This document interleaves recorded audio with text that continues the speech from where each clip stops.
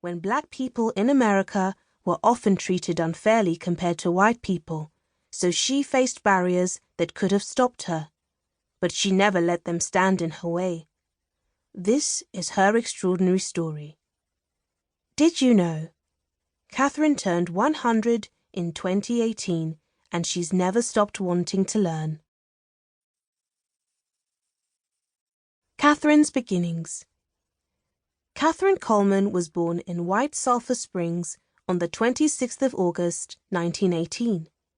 Her mother, Joylette, was a teacher, and her father, Joshua, was a farmer, handyman, and lumberjack. Katherine had a happy childhood. The youngest of 4 children, she had 2 brothers, Horace and Charles, and 1 sister, Margaret. She was a bright and curious girl who grabbed every opportunity to learn something new. Joshua encouraged Katherine and made her believe in her abilities, never giving up on her. He was a great role model to Katherine. He always said, "You will go to college." I didn't even know what a college was. Though Katherine loved learning about pretty much anything, it was numbers that really sparked her imagination. She became excited about maths from a very early age, fascinated by its patterns and logic. She could see numbers anywhere, in all sorts of places. She'd be counting and smiling inside as she learned more and more. The steps to the road, the steps up to church, the number of dishes and silverware I washed, anything that could be counted, I did. Katherine was so keen to learn that she would even follow her older brother Horace to school. Seeing this talented young girl and wanting to help her shine, Horace's teacher invited Katherine to summer school. I was always around people who were learning something. I liked to learn.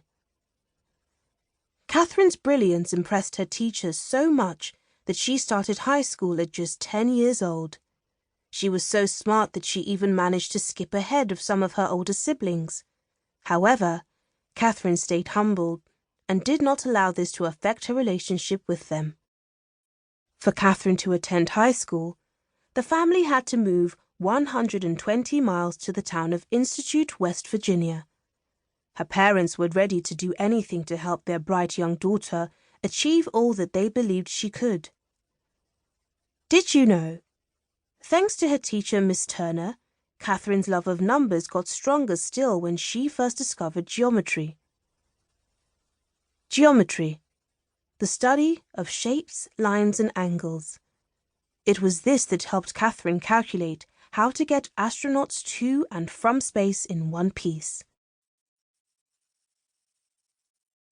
More numbers. After finishing high school, Katherine was awarded a place at West Virginia State College. Katherine grew up at a time when racial segregation was still widespread. Racial segregation, the act of forcing black people to use separate spaces from white people. Schools, universities, and even buses were segregated at the time.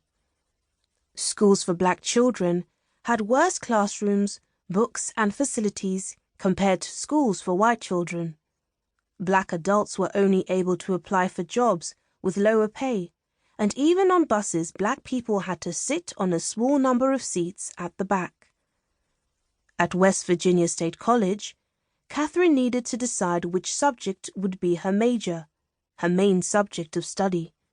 She enjoyed English, French, and maths, but she chose French and maths. Did you know? West Virginia State College used to be called the West Virginia Colored Institute. This was when black people couldn't go to the same schools or colleges as white people. Katherine fondly remembers one of her professors, jokingly saying, "I'm coming back to teach math this year, and if you don't come to my class,